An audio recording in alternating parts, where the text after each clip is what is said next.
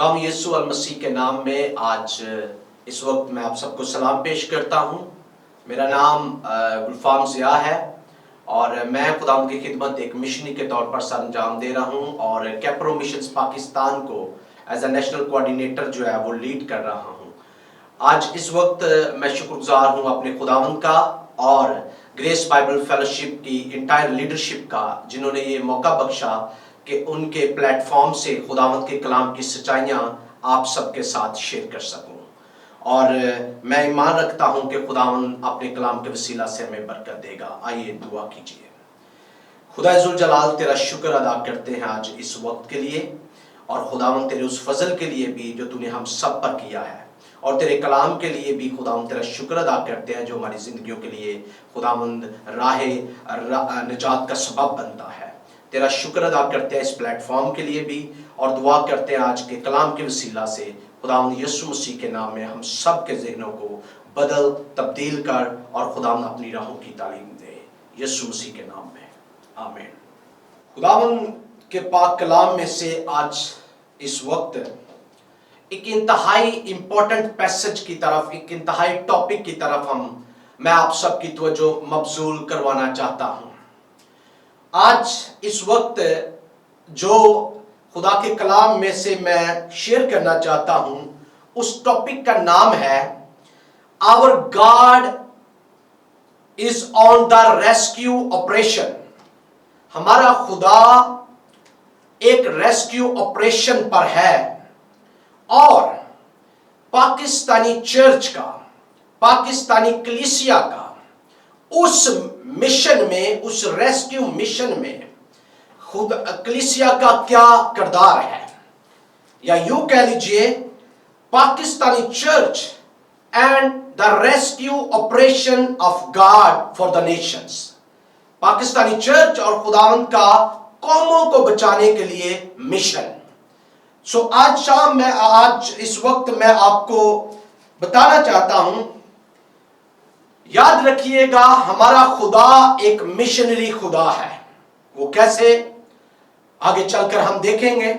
उसका बेटा एक मिशनरी बेटा है और उसका रूह एक मिशनरी रूह है, और फिर उसका चर्च एक मिशनरी चर्च है।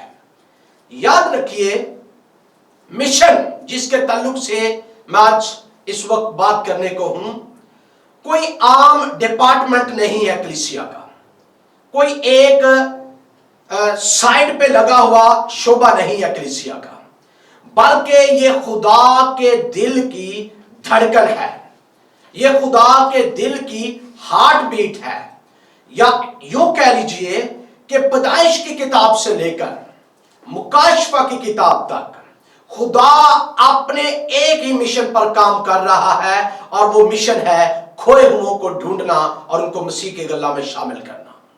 सो आज इस वक्त याद रखिए, बाइबल में बहुत सी कहानियां हैं, बहुत सी स्टोरीज हैं, लेकिन वो तमाम स्टोरीज मिलकर एक मेगा स्टोरी को मुरत्तब करती हैं।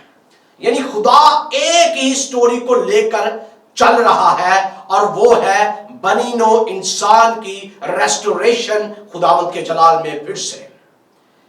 याद रखिए, आप क्या सोचेंगे अगर एक चरवाहे के पास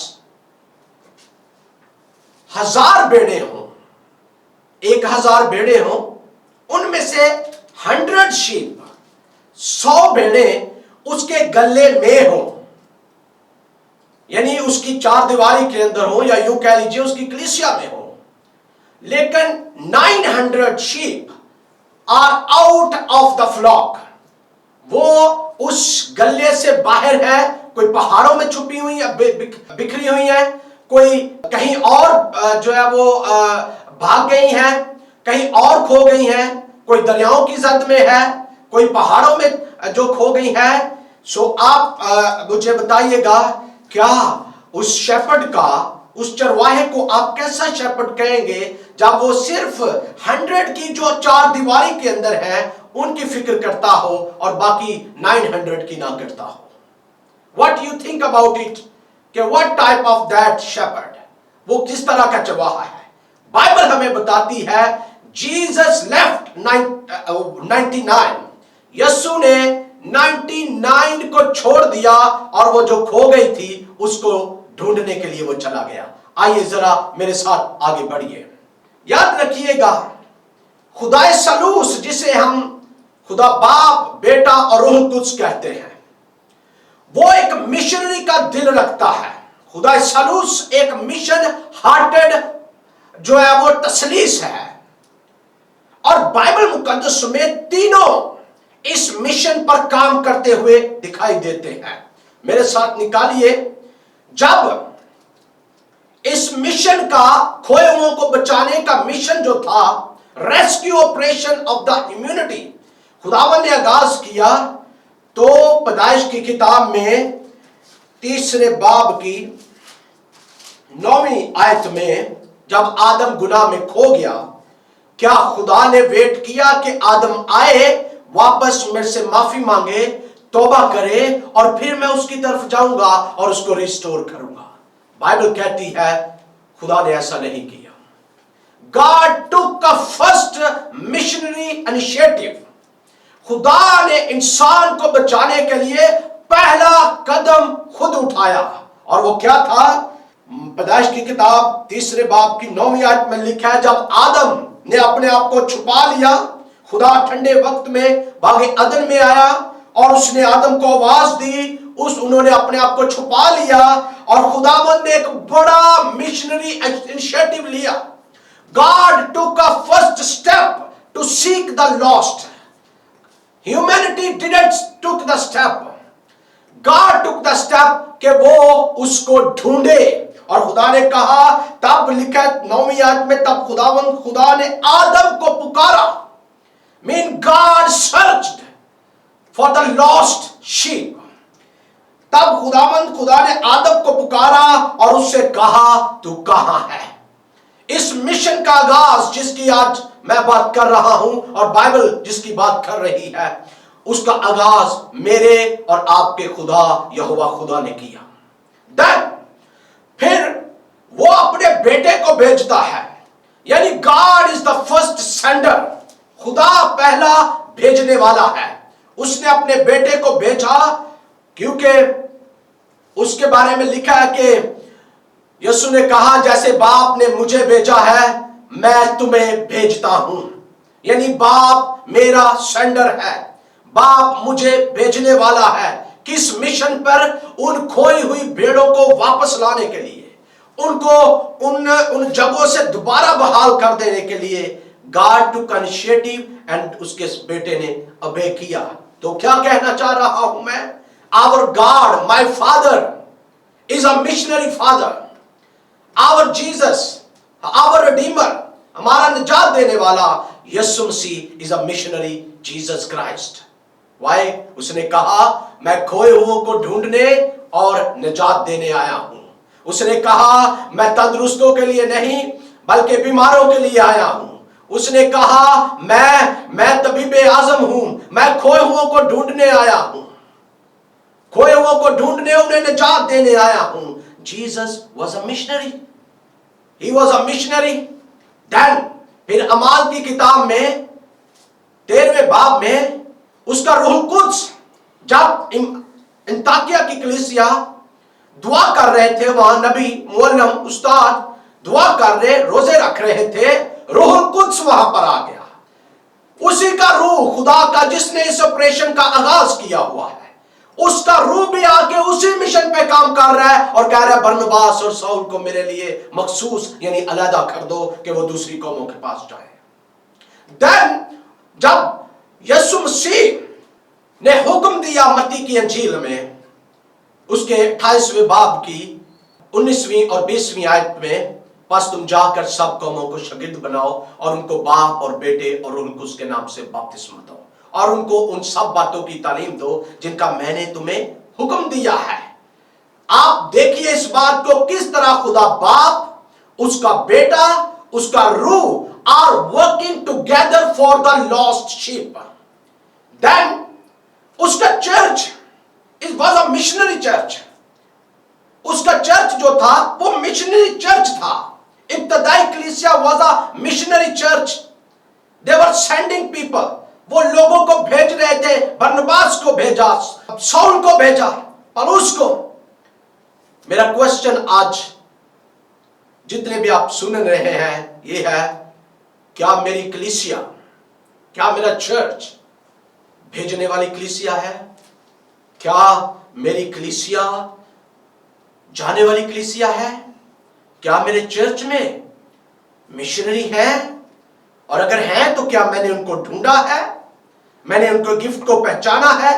क्या मैं उनकी कॉलिंग के मुताबिक उनको रिलीज कर रहा हूं?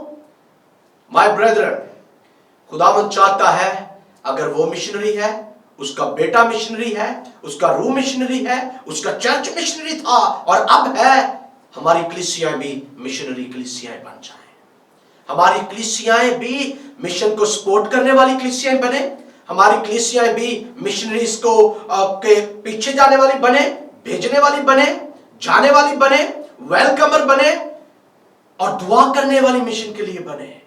खुदा ने हमें चार दीवारी के अंदर बैठने के लिए नहीं बुलाया।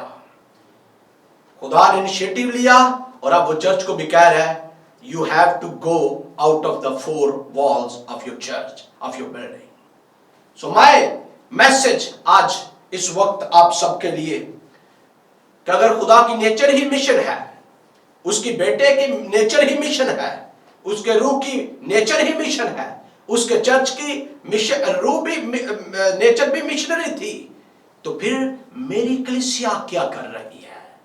मैं एज इंडिविजुअल क्या कर रहा हूं? मेरा खानदान क्या कर रहा है? क्या मैंने अपना रोल अरशाद आजम की तकमील के लिए पहचाना है या नहीं? अगर नहीं तो मैं 5 रोल आपको बताने जा रहा हूं। नंबर 1, आप अरशाद आजम में कैसे हिस्सा ले सकते हैं? नंबर 1, प्रे कीजिए तमाम कौमों के लिए। नंबर 2, अगर आप जा सकते हैं अपने कंफर्ट जोन को छोड़कर तो जाने के लिए तैयार हो जाइए। अगर आपके पास जाने के लिए कोई कांटेक्ट ना हो, you can contact with us. अगर आप जा नहीं सकते, आप जॉब होल्डर हैं, आप जा नहीं सकते, तो भेजिए, आपने वसाइल दीजिए मिशन के लिए, आपने वसाइल दीजिए उन इलाकों के लिए ताकि अंजील वहां पहुंच सके। तीसरी बात, अगर आप इन बातों के साथ साथ और करना चाहते हैं तो दुआ कीजिए उन कौमों के लिए, वेलकम कीजिए। जहां आपको मौका मिलता है किसी से, उसको वेलकम कीजिए, to have a dinner with you, to have a fellowship with you. और फिर लास्ट पॉइंट इसमें आप कैसे अरशाद आज़म में हिस्सा ले सकते हैं? आप दूसरों को बताइए, यीशु ने हमें एक हुक्म दिया हुआ है, यीशु ने हमें हुक्म दिया है, मेरे पर्सनल को भी, मेरे पर्सन को भी, मेरे खानदान को भी, मेरी कलीसिया को भी, मेरे मेंबर्स को भी, हर बंदे को खुदावंद ने हुक्म दिया है जो अपने आप को कहता है आई एम अ क्रिश्चियन। अगर कोई उस बाइबल में यीशु ने कहा था, अगर कोई मेरे हुक्मों पर मानेगा, हुक्मों पर अमल करेगा तो वो मेरा शागिर्द ठहरेगा। तो जब उसने हमें हुक्म दिया बस तुम जाओ, then why we are not going, why we are not sending, why we are not praying? आइए आज इस वक्त अपने रोल को अरशाद आज़म के लिए पहचानिए। खुदावंद आप सबको इस कलाम के वसीला से बरकत दे।